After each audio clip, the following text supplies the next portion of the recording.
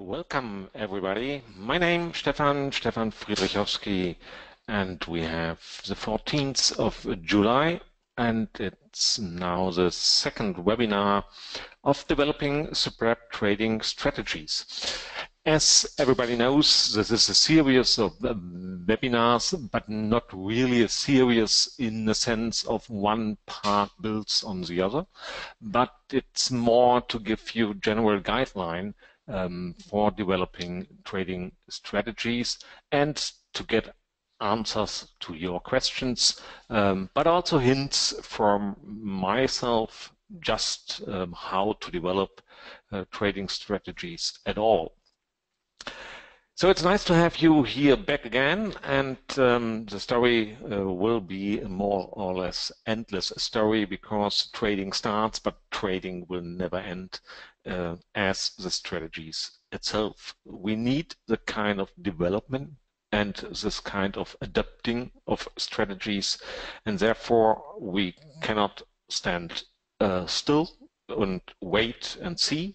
So we have to be busy, always building the next strategy.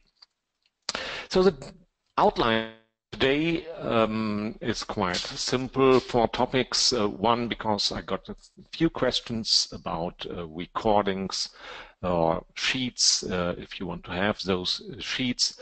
That is the first part, and then we start with something which is really the base of all, because whenever you want to create, establish trading strategies, what you definitely need is historical price data of whatever underlying you want to trade in the future.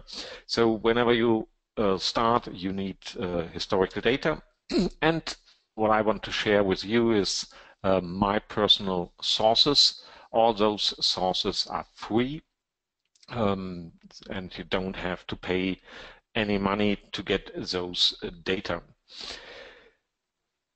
The third part will be one example of how to derive a probability advantage for your trading. As you know, we need that kind of probability advantage because otherwise we are definitely lost, and loss means double-wise. It will be losses in trades as well.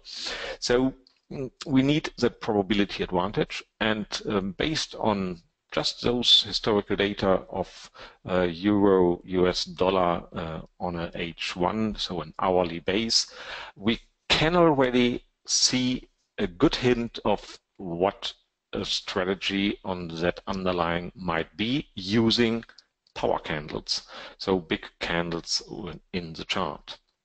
And if there's still some time, I'm always not 100% sure what fits into 1 hour webinar, then I will give you some principal guideline for stop-loss setting. And my personal view on that is quite simple. I use the ATR, the average true range, as a good indicator for stop losses, and or to be more precise, it will be a multiple of that ATR, because then we have stop losses which are adapting to the current volatility of the market, which is quite nice because there are times where you need or where you can apply very narrow stop losses, but there are times in the market like 2 or 3 weeks ago when we have had the Brexit decision where you would be lost with too close stop losses in your tradings. And the indicator for that volatility is of course the ATR, and we will see how to build it in Excel, in an Excel sheet, and all the math behind that. One remark as always, whenever you have a question, just use the functionality of your user panel and you can ask online questions. but you can send me an email as well whenever you want to have some specific discussion on whatever your own trading strategies, getting some hints on how to improve. So everything is welcome, and you can simply send that email to stefan@trading-stars.de. Okay, but let's start now. Getting into a little bit more details. The first is concerning having access to recordings and documents. So you simply find here my personal YouTube channel, and I will try to post that as here as well. Oh no, that doesn't work. So you have to make a screenshot of right now, or you can find it later. Just send me an email. When you have that YouTube channel, you simply enter here and you get access to my YouTube channel, and there you can find all here as well. For example, developing superb strategies. That was the first webinar last week, and just by clicking, then you have it on your screen. So that's quite easy. The next part is that you can find there some other interesting recordings as well from former and past webinars. Most of them are in German, of course, but a few are in English, but you will find out yourself. So in general, if you want to have, for example, my slides or my Excel sheets, no problem, just send me an email and I will send them to you. Email address, once again, stefan@trading-stars.de. So as mentioned in the first webinar, this webinar series is also meant to get in contact. So to exchange not only information, to exchange advices, and also that means from you to me. It's not a one-way street. So whatever you would like, everything is welcome. But of course, it needs a first step, and that is that you send me an email, and we can start discussions as well via email, via Skype, or whatever is needed to have that. But of course, I repeat that offer that I want to help you with your trading as far as I can. Good. The first here now is, and that might be a slide if you don't make a screenshot right now or look later to the recordings, that you have access or that you can find those links that are my personal sources for historical data. And I will quickly go through and show you a little bit on the website as well, that you see how to maneuver with those websites and what kind of data you can get on those websites. The first one I want to mention is Yahoo Finance, which is a quite well source for historical data, but the data are only D1, so D1 upwards, and you don't have any intraday data, and you can mainly find indices and ETFs for download. They have data for currencies as well, but those are not for download.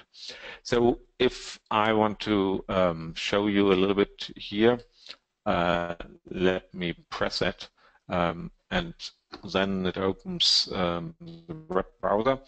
And what you have here is that you have a button called Market Data. And just as an example, I want to guide you to, for example, World Indices. And then you have a selection of different kind of data. For example, S&P 500, which have a maybe for you strange symbol, but that is a common symbol on New York Stock Exchange, and you can find others as well, Russell 2000, volatility, or the British index as well. Or for those who are interested in the DAX of Germany, then it's called GDAXI. Just clicking one of those symbols, I take the first one, then of course you get a chart here, but you have the opportunity to get historical data as well, and that is clicking here.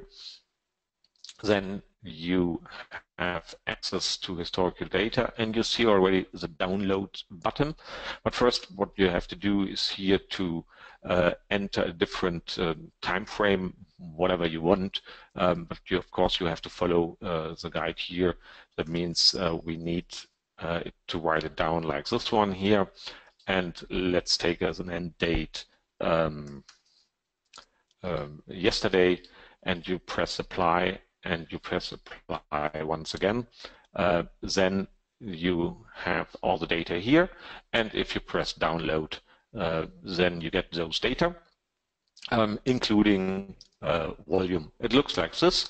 It opens up in your browser, but if you now save those, then you have them on your computer. Let's have a short view on what is here. So you have the time, meaning the date, open, high, low, close, then the volume, and then something which is called adjusted close. That is relevant for all, for example, for stocks which have, what's the English right word? Dividends? I'm not sure. But to have so when you get money at a certain date, then they recalculate the price. That's some additional information, and you can have those data in the Excel sheet afterwards as well. So for an example for Yahoo, and you can have other indices as well, not only indices, but also what might be important or interesting for you are ETFs, because then you have the possibility to get those data as well. History depends on the underlying. Sometimes it's only a couple of years, but also sometimes it are really decades of dates. So another example I want to share with you is this website Stock, and I write it down here as well. This is not a spelling error, only in my slide there is a spelling error. It's really written as it is, and that website we can have a look as well. So here you find once again D1 data. But the difference to Yahoo Finance is the amount of data, the amount of possible underlyings you can download is enormous. And even future data, for example, for the DAX future or whatever other future, even gold future as well, everything is available, but once again, no intraday data. And this website looks like this. I hope it opens. No. Then I write it simply down here. This website is in Poland, I think, as far as I can understand here. And to operate that, it's simply going here to quotes. And then you have indices, currencies, commodities, and so on and so on. Just as an example to show you what's possible here, normally if you would like to look for gold, you would go to commodities and metals. That would be the natural way, but this is a gold future. If you are more interested in the normal gold price, then you go to the currencies, and you see already what amount of data. I even don't know what is IRS, what kind of underlying what currency. There are thousands of currencies available, and if I want to look for gold, for example, I go to the X, and you see what's possible here, and you can have the gold price in US dollar, in ruble, in whatever.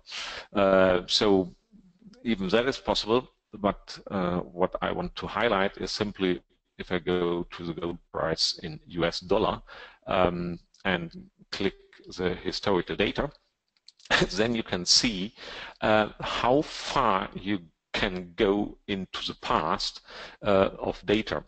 And gold is really astonishing because you can go even down to 1,793, so which is yeah, more than 200 years ago.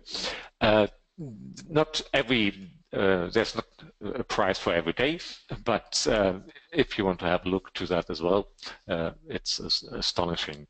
For example, Dow Jones, you can really go down to the beginning of last century, because that index is that old. So if you are really interested in long-term considerations, this is the right source for you. And the other, which is I want to highlight here, is simply that you have futures available as well. So, for example, DAX future and so on, Dow Jones future. Those data you have here as well. Of course, then typical for future data, you can select here what kind of contract you want to have, and they offer a so-called endless contract as well. So everything is possible here. So download is quite easy, just clicking the date range, and then you have those data. Another quite interesting source of data is the so-called Hyster data. It doesn't work as well. So only the first time it works by clicking on my own document, but it doesn't matter. I have some here as well. So his data is very close to MT4. So you can find here data on a M1, so on a minute base, and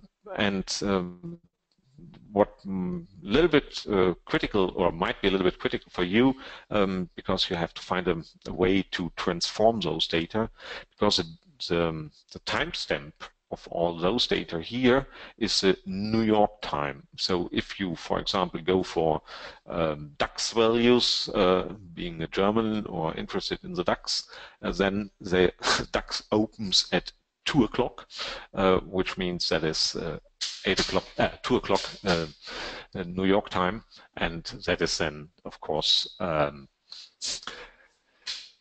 o'clock on the German time. So, but most of the data I look here is minute data, for example, for different currencies, and you can see here the history when it starts, and you have those data available for your personal download. One additional remark here, because you may look for indices as well, and you would not find them directly here, and you would not expect that this GRX is indeed the DAX values. So how to find that kind of information? And go back here and go back here as well, because then you will see what are the only currencies, and then you can see the translation here that, for example, GRX is the DAX 30, and you have access to those values as well. What is quite nice is that you have those data already on a minute base, which is not typical from other sources. So that is an interesting source as well. Not you can find, by the way, some commodities as well, like Brent oil and WTI. Those are available here as well, and you can have those data for MT4 import as well. Last source I want to mention is the source Dukascopy, which is quite interesting as well, because there you can, if you want, have even tick data. But whenever I talk, or whenever somebody talks about tick data, you have always to keep in mind that tick data are broker driven. That means a tick at Dukascopy is not necessary to be a tick at another broker. So it depends really on the broker itself. That is important to mention here. Good. Let's have a look to that. And also here one additional remark, because I'm sitting at a Mac computer, and with Safari, the native browser, it doesn't work really. So for Dukascopy, I have to go to Firefox because I get in troubles here when I use Safari as a web browser. And then it looks like this, following that link, and then you can see you can select even here tick values. There's only one limit. When you click tick values, you can always only download 1 day, but for all other time frames, you can select, for example, hour here, and if you want to have H4 data, then it would look like this. And the logic is quite simple. For example, majors, euro, US dollar, and let's have a date not too far in the past, so that we can have a view quite quick here, and then you press download, and then you get those data. Sometimes it takes a while, but the nice thing is here as well that you can save those data, and you can have a look to the data as well, just to have an overview of what you have downloaded. So it's possible as well. Those data have a specific format. I will deal with the format later because I use them for this example for ATR calculation. So what kind of data are available here?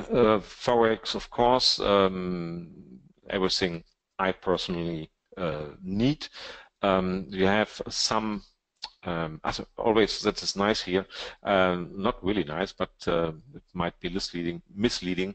If you click now here and you wonder why nothing happens, you have first to reset your download area, and then you can click here once again as well. So Brent and light crude oil, for example, and if you want to have, for example, currencies, everything is here, and the metals come with the Forex once again, like on stock.com. There are some indices as well, but the history is not that long on Dukascopy as shown on Hyster data, but some data are here available as well. And even what might be interesting, unfortunately only some German companies, so real stock data are available on the platform as well. So this, by the way, is the one I use most of the time because I have the highest flexibility to download, get the data, and have them in the right format. There's one thing to mention, and you will see later. Dukascopy has prices over the weekend as well. Normally it's always the same price and nothing changes, but there are prices, and there are prices means that whenever you use those data and you apply something like an EMA, you would have misleading results, because those weekend data enter in the EMA or SMA or whatever calculation as well. And that means you have more or less for 48 hours a constant value, and just applying a simple math means if you would have an EMA of 20, it would more or less be already on those weekend prices, and that is not the same in your MT4. So we have to get rid of the weekend data before using those, but that is quite easy, and I will show how to do that. So that are my favorites for historical data. You might have additional links. Please send them to me, because to exchange that information is valuable as well, because historical data are the base of all what we are doing here. If somebody asked me the question, yeah, how good are those data, how correct, I have no clue at all. So I use them.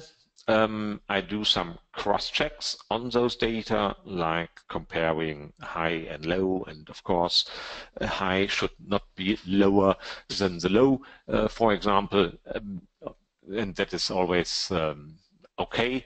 So when I have to look into the data just by Excel, I always recommend, because sometimes those sources have some funny rules. One example, 2 years ago, there on Dukascopy, there have been the nice, let's call it event, that they multiply the DAX by 10. And then everything is still okay, but you have to know that and you have to correct it. But you will see it immediately when you have a closer look. And so you can do this closer look already simply by Excel. So that are sources, and I'm keen to hear additional sources from you. Just send me an email, and I will add them to my list and share the complete information with you once again as well, of course. So the next step I want to show here today is how to derive a probability advantage. Just by one example. The example will be Euro US dollar on a H1, so on an hourly base.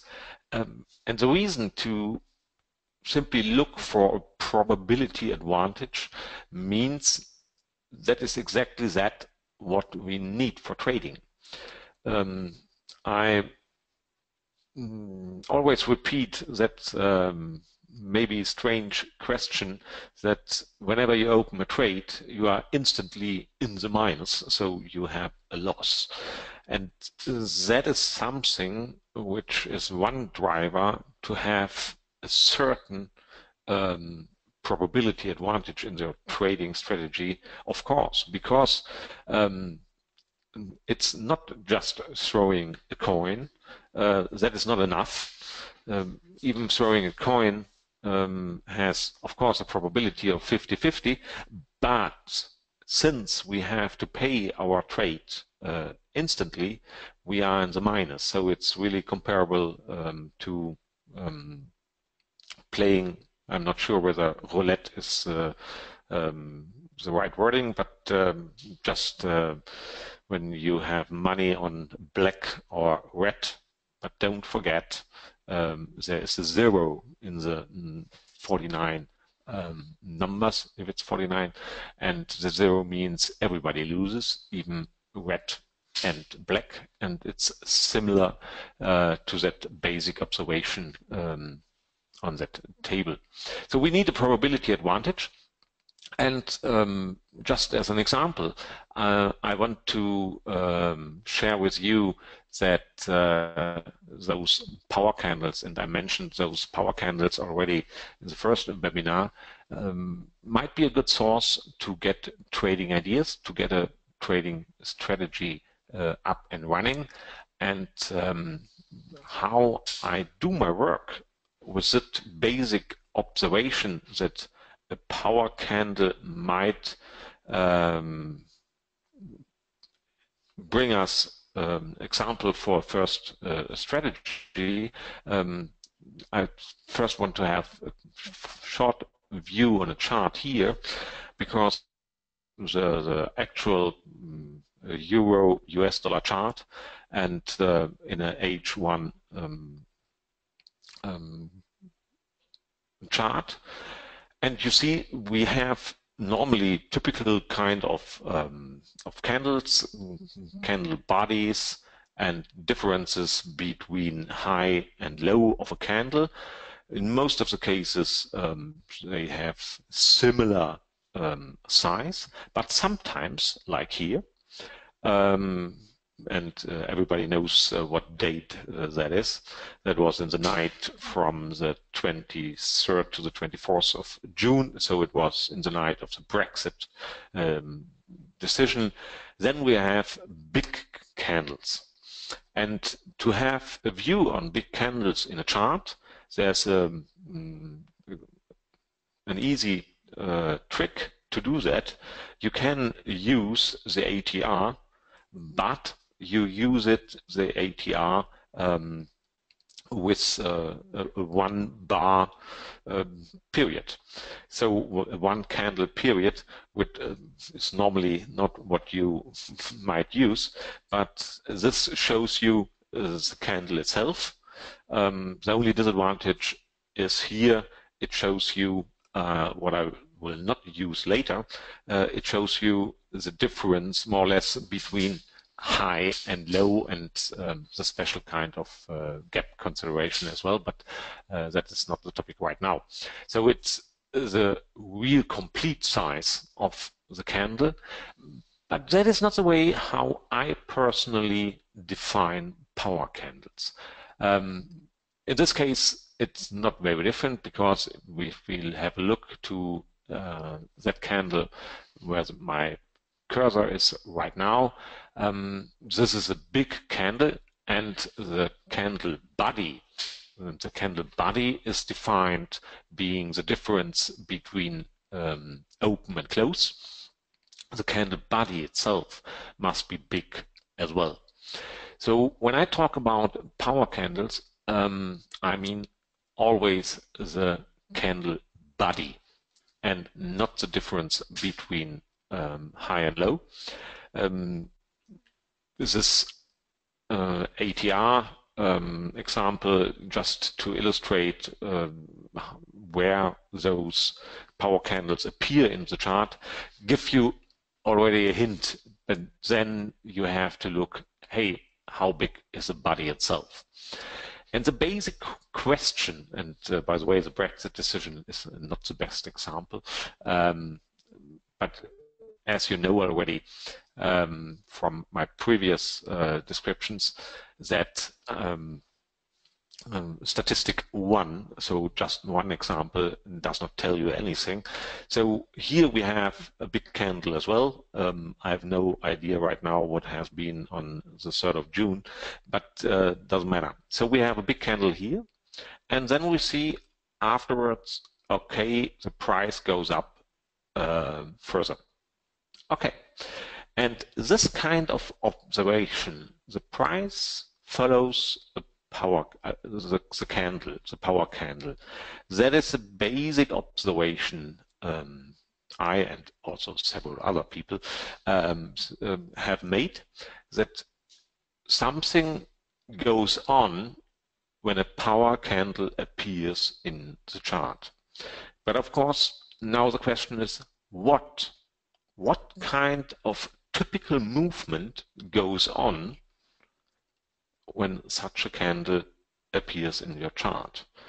And second question is, of course, we have to define the power candle itself. So as you see already in my chart, I have made this ATR description here, and I put a green line here at 80 bips, just as an example. Whether that border is or that limit is the right one, let's see. The lower the limit, the more often we have power candles, and that is another thing we have to investigate, because if our statistics goes down too much, and then we don't have a statistic anymore. So let's see how we can get some information out of our historical data related to power candles.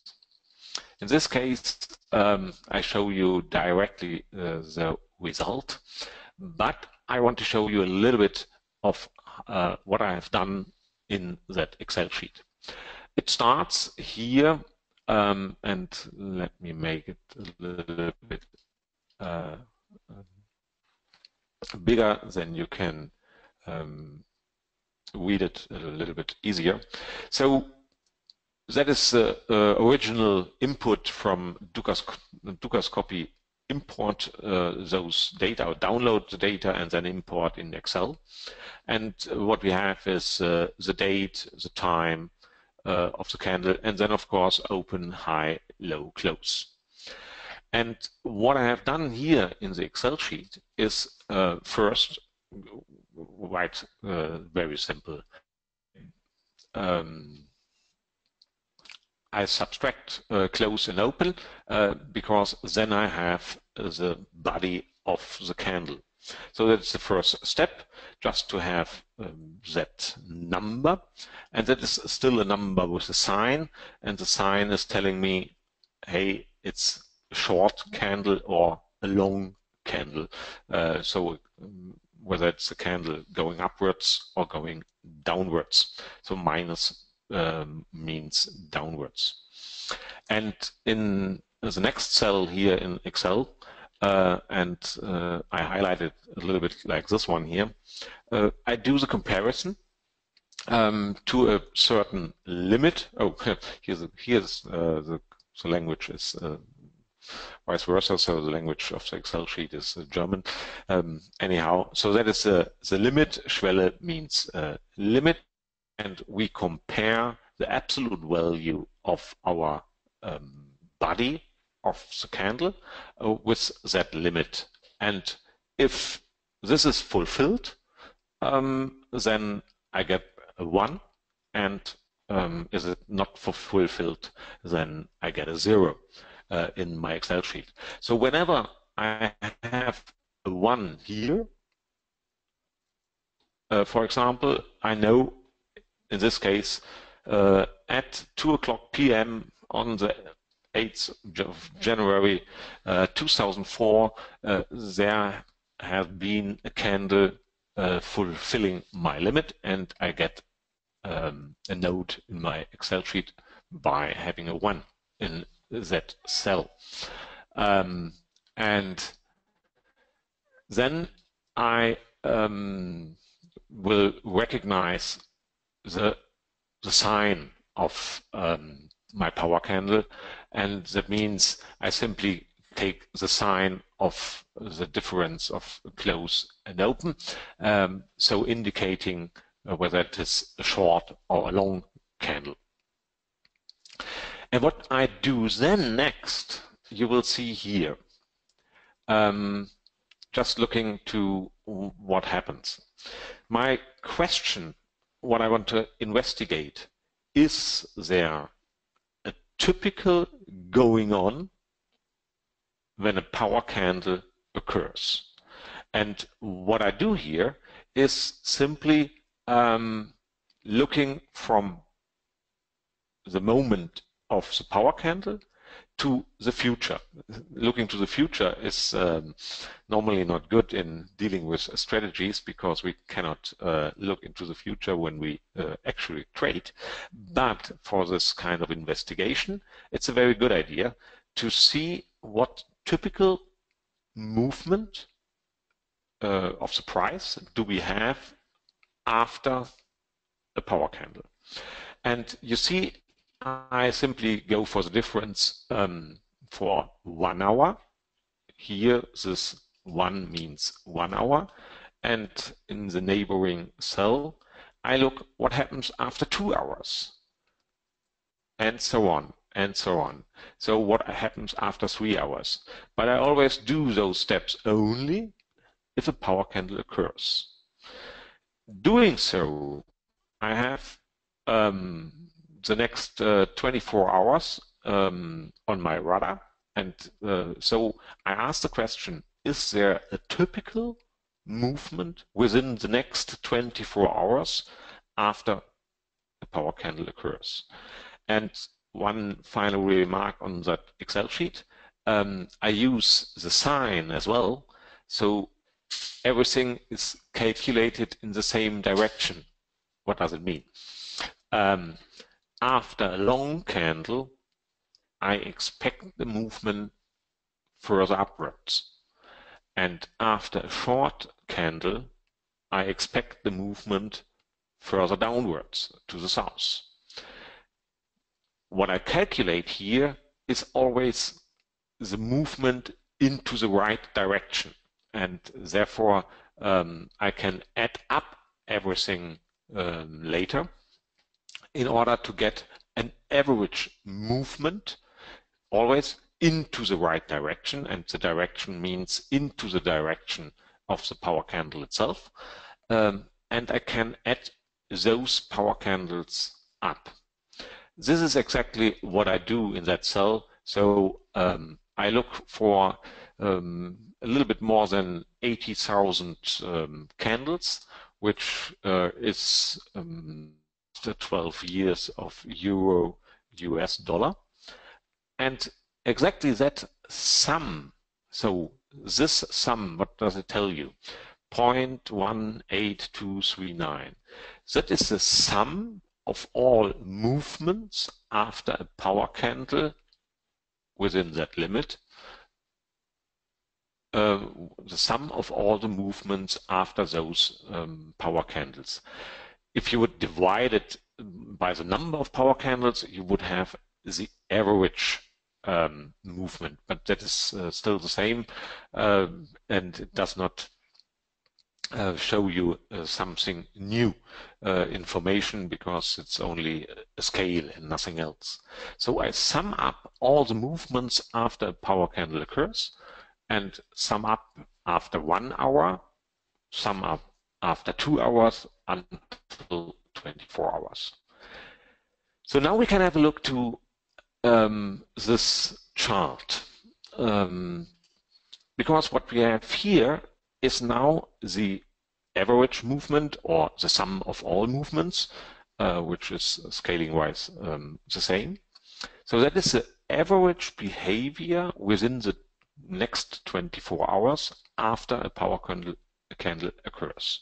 So this graph is simply telling me that after 10 hours I reach a first maximum, then the price always typically goes down more or less to the close value of my power candle, but only to the close value, not lower in average. And then it increases once again. And the advantage is not very low I have here, because this 1.2 is for Forex already a big sum of all those power candles.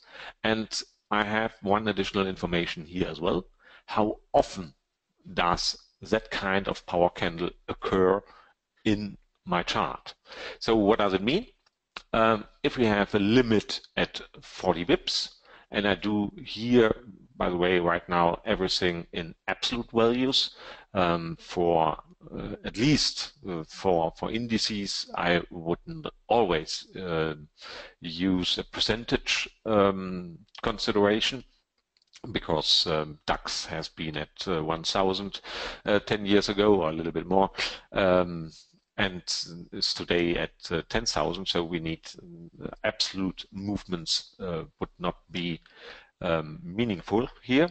For Forex, that's still okay, because normally the price does not differ that much from the average value over the last 10 years. So from those 80,000 candles, we have in 2,600 cases a power candle fulfilling that limit, or percentage-wise, it's 3.5%. So roundabout every 30 candle is a candle with that size, and that is the typical behavior following that power candle. But now we have the advantage that we can have a look and simply varying the limit. And let's go first one step downwards, because of what happens then is the number of candles would increase, of course, because if we set the limit lower, then we have more candles fulfilling that limit.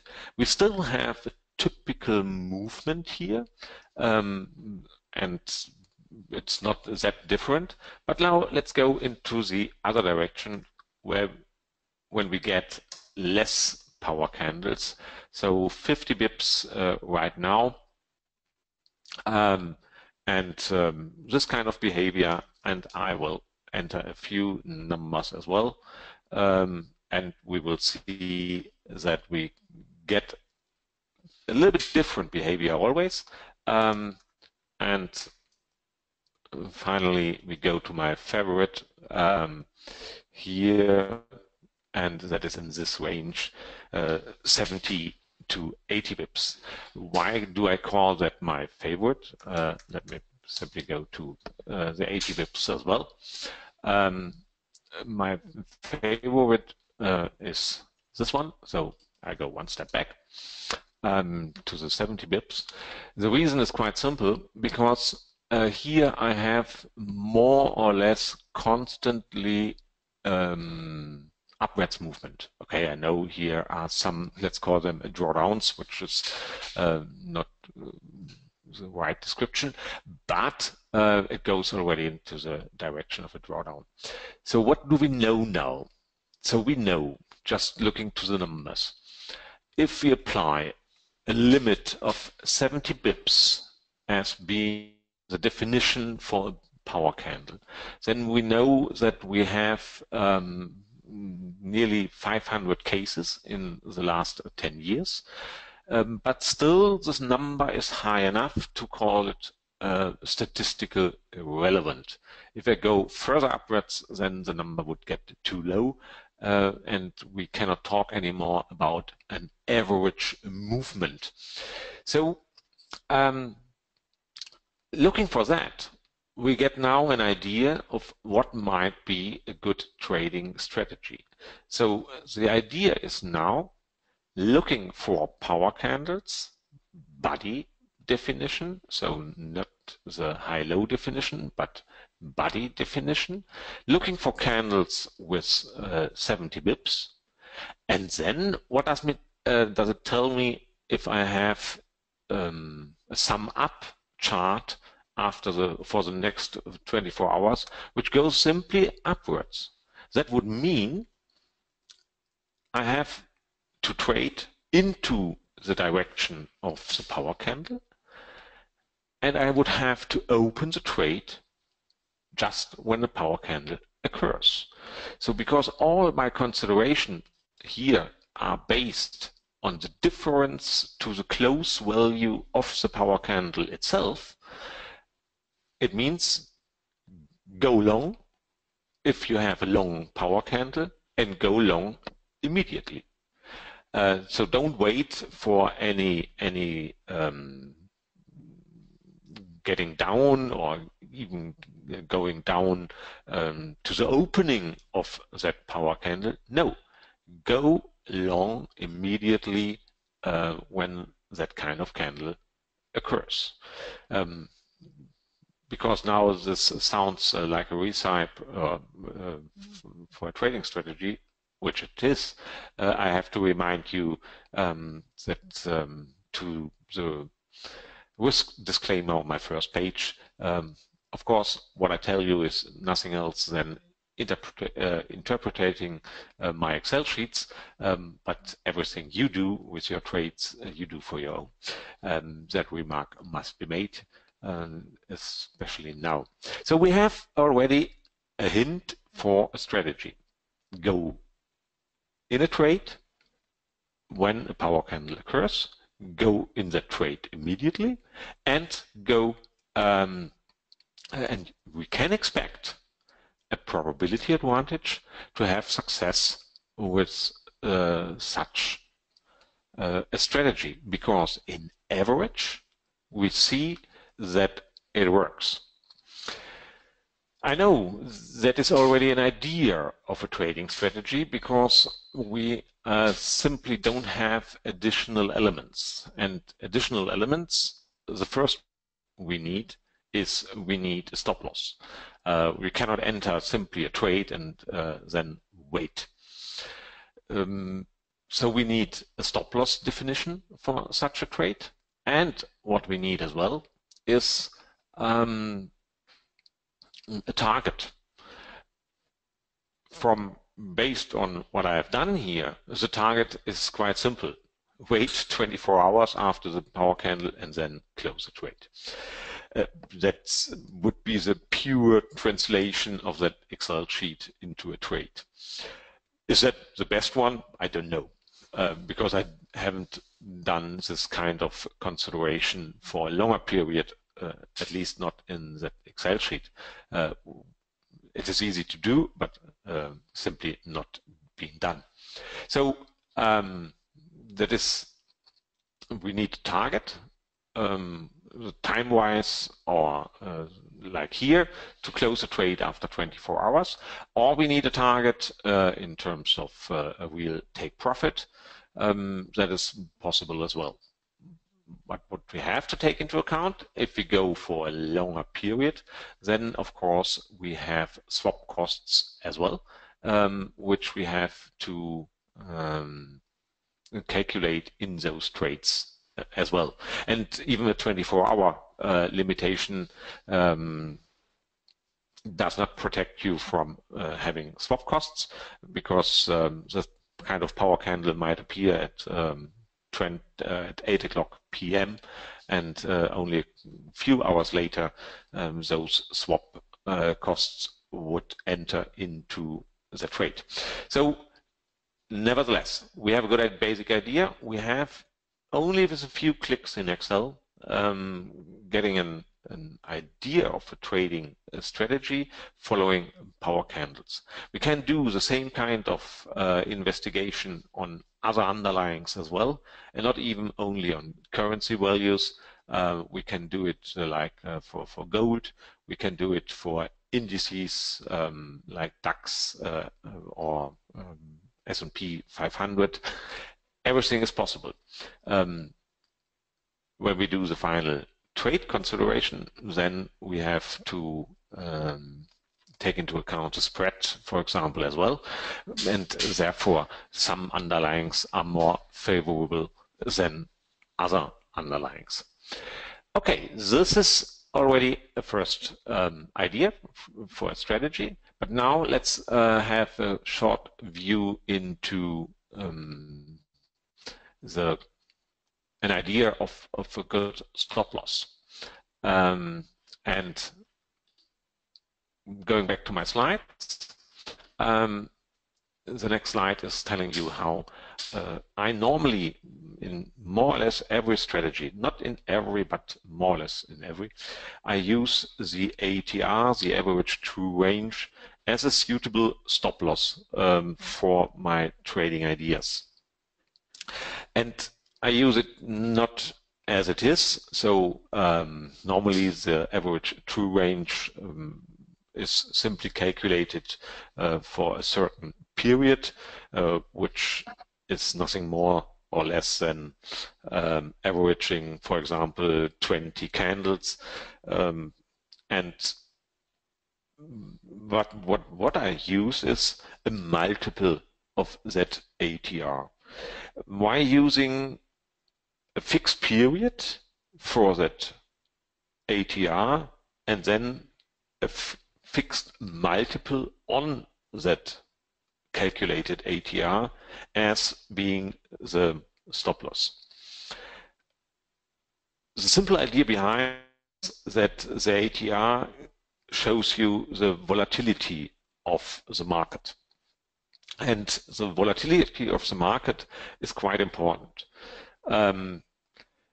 If you would have been trading in the night of the Brexit decision, so in the night from the 23rd to 24th of June, and you would normally set a stop loss, let's say, for short-term trades of 0.4% of the underlying value, then you would have been lost, because in this case already the next tick could have closed your trade, because a stop loss of fixed percentage value would have been terrible in that night. But since the volatility goes up immediately, you would have a hint of, hey, I have to increase my stop loss in absolute values, and therefore the ATR is a very good indicator to have stop loss calculations. So how's the definition of an ATR? There's a web page about that on Wikipedia, and it's quite easy to calculate the number. If you normally only have this maximum, or only the difference between high and low, then you would have what is called the range. But we want to have the true range, and the true range in this sense means that we have to consider the previous close as well. So the reason for that is if we have a gap within our candles, then only summing up or averaging the differences between highs and lows of a candle would not give you the right number. We need think about a constellation where you have always bodies of candles flying around in your chart, and in between you have a lot of gaps. Then you would have calculated the wrong number. So therefore we need to have a look here as well, and to the close of the previous candle.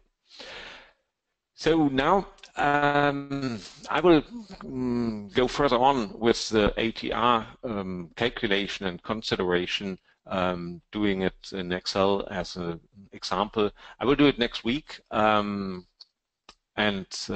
because now the 1 hour is already over, so let's see that we can really calculate that ATR by our own when we do our own considerations, and let's play a little bit around with a period so that we get a feeling of what is the period for the ATR, does it make, and how big is the impact of the period itself. And one remark to that is already now, ATR is something which is, I call, a weak parameter, so the ATR period, because it does not, if you don't go too long, give you too much deviations if you vary the period. Okay, but that's something we can discuss further and in detail next week.